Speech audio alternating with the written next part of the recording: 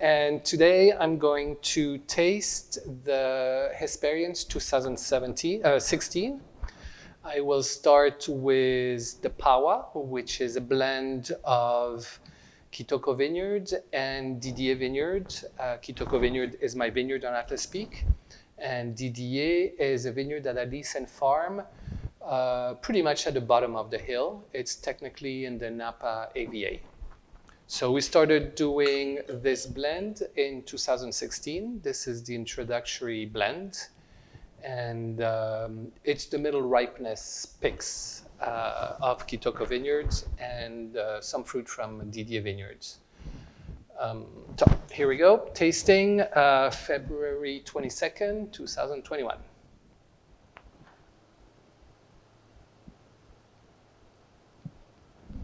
The initial nose gives you a lot of savory character, like graham crackers, and then it continues into fruity notes like blackberry, raspberry, some plum, and a little bit of nutmeg.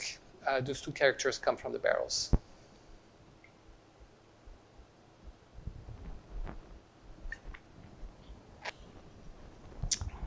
In the mouth, the entry is very smooth and rich. The wine's very balanced.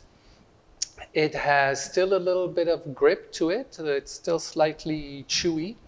It finishes very juicy. Your mouth salivates quite a bit, which for me is a good thing. And you have a very long tail of flavors with a lot of plum, some more charred notes like black cocoa and coffee. And there's hints of tea notes with it, and also some fruit comes back, some blackberry. So this is the Witha 2016. Witha used to be the Napa Valley that I started in 2014. Did the same in 16 and in 15, and in 16, since I introduced Pawa, I needed to have another name for it because they're both technically Napa Valley wines. And it became Witha, which is a Native American Wapo Indian word for west.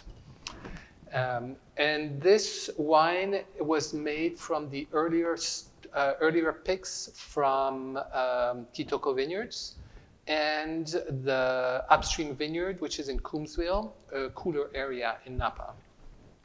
The intent of this wine was to make a wine more on freshness, and because it was picked a little earlier, you tend to have more red fruit aromatics. The wine again opens up on notes, on savory notes, and then you get some boysenberry, some cranberry, some raspberry, and some dark chocolate notes on the nose too.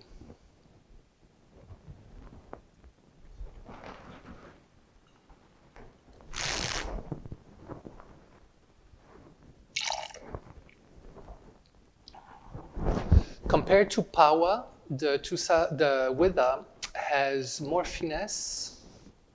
It's the quality of the tannins is much finer, and the entry is soft. It's always balanced, but compared to Pawa, it seems to, start here and then increase this way. The Pawa is a little more linear.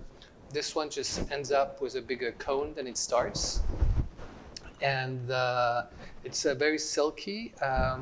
But you can still feel some very fine tannins that bring freshness to the wines. It's a wine of freshness and finesse. All right, so this is Kitoko 2016, and this was harvested. This was made from the ripest fruits from the property on that vintage. Typically, that's what it is.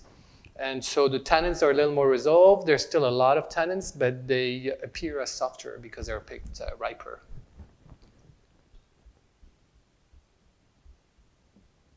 So again, at this point, the wine opens up with savory notes like the pawa and the witha.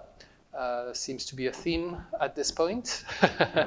And then we tend to get quite a bit of red fruits, like raspberry, some cranberry, but some blackberry too, and some cherry.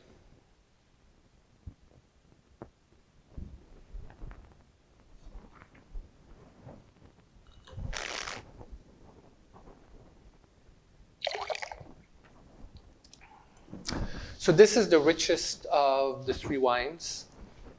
It's got more density, more weight on your palate, and there's a lot of tannins, but because it's the later pick, they're a little rounder and appear smoother, but there's a serious amount of tannins. But they're soft, they're rich, it's always balanced, and it ends on a slightly chewy finish because it's still young, it's a 16. And it has notes of raspberry and exotic spices like nutmeg on the finish. And if it goes on for quite a bit, quite a while.